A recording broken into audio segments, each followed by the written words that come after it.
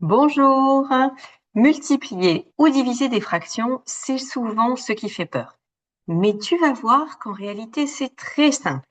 Avec la bonne méthode, ça devient même l'un des calculs les plus faciles. Pour multiplier des fractions, c'est très simple. On multiplie d'abord les numérateurs entre eux, puis les dénominateurs entre eux. Regarde dans l'exemple. 3 fois 1 au numérateur, ça fait 3. 4 fois 5 au dénominateur, ça fait 20. Ah non, 4 fois 7 au numérateur, ça fait 28.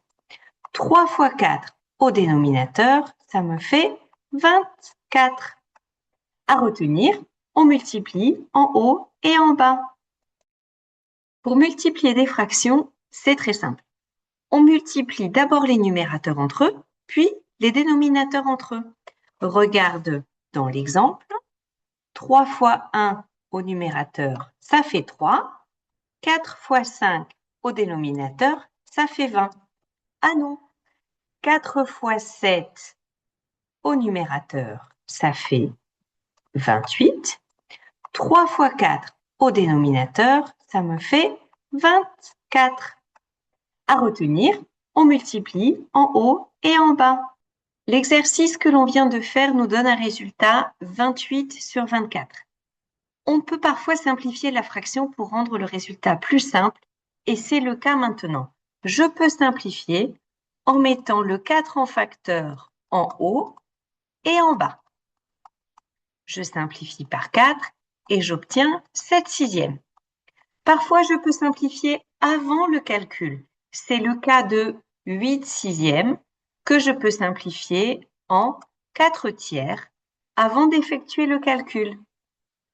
Pour diviser, il y a une petite règle à retenir. On garde la première fraction et on multiplie par l'inverse de la deuxième. Regarde.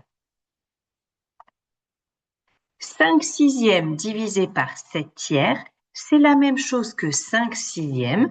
Je garde ma première fraction et je multiplie par l'inverse. Et ensuite, je reprends la multiplication. 5 fois 3, 15, sur 6 fois 7, 42. On multiplie en haut et en bas. 5 septièmes divisé par 1 demi. Je garde ma première fraction, 5 septièmes, et je multiplie par l'inverse. L'inverse de 1 demi, 2 sur 1. Je peux supprimer le 1. C'est comme si je multipliais par 2. 5 fois 2, 10. Septième. Diviser une fraction, c'est multiplier par son inverse. Une erreur fréquente que je vois souvent chez mes élèves. 1 quart divisé par 1 demi, ce n'est pas 1 demi. On ne peut pas diviser en haut et diviser en bas. On ne divise pas directement, on multiplie par l'inverse. On essaye maintenant ensemble un petit exercice d'application. Comme d'habitude, si tu souhaites essayer tout seul, tu mets la vidéo en pause et tu consultes ensuite la correction.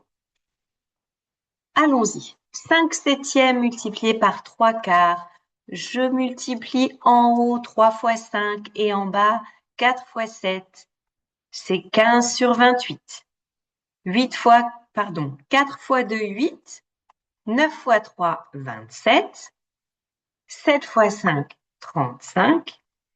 10 fois 14, 140. Je peux simplifier ce résultat en multipliant par 7 en haut et en bas. J'ai 7 fois 5 et j'ai aussi 7 fois 20.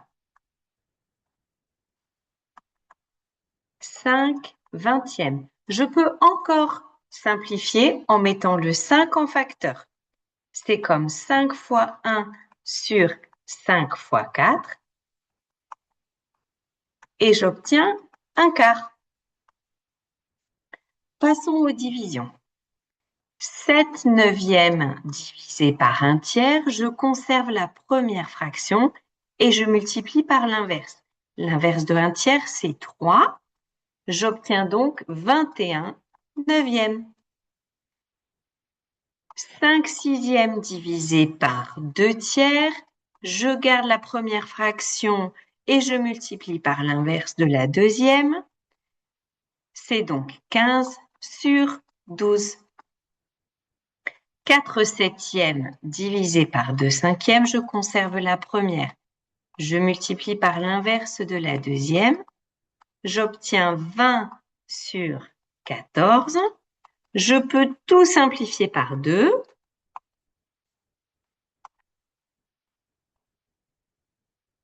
Et j'obtiens 10 septièmes. Je te laisse à présent une carte mentale pour retenir l'essentiel.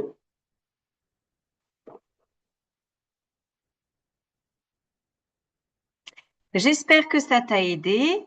Je donne aussi des cours particuliers en visio pour des élèves de collège et lycée. Le lien pour me contacter par WhatsApp est sous la vidéo et je te dis à très vite.